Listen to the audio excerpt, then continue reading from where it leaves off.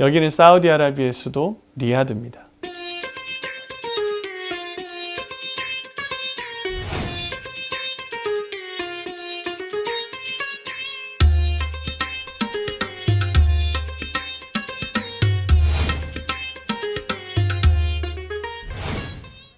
한 명은 간이식 받은 사람.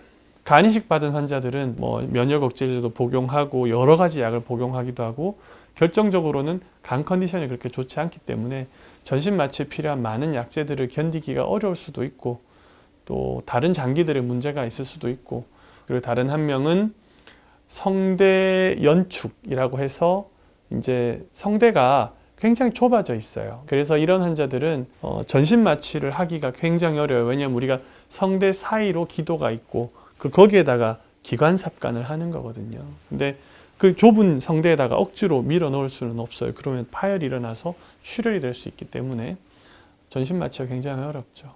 예를 들어 이 사람이 지금 당장 죽고 사는 문제면 뇌출혈이 있으면 마취를 했을 겁니다. 근데 마취과에서 판단하기를 이 사람들이 죽고 사는 문제로 받는 수술이 아니잖아요.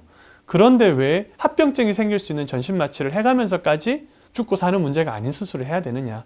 왜 굳이 환자를 위험에 빠뜨리느냐? 그게 마취과의 논리였을 겁니다.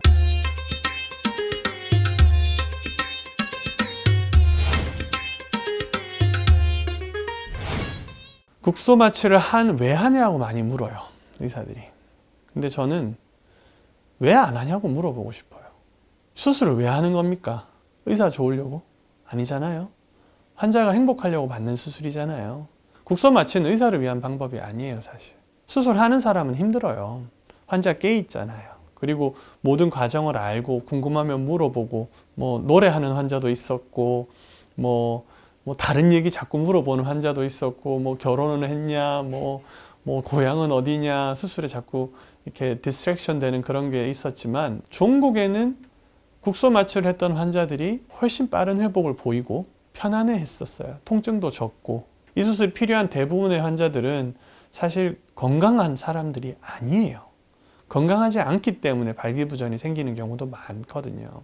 심근경색이 있어서 스텐트가 있다거나 뇌졸중이 있었다거나 아까처럼 간이식 받고 신장이식 받고 이번에 심장이식 받은 환자도 있었는데 전신 마취를 해가면서까지 이 수술을 할 이유가 뭐야? 라고 물어봤을 때 이유가 없다. 그러니까 마취과에서 마취를 안 해주는 거예요. 그러니까 저는 궁금한 거예요. 왜 안 하느냐고.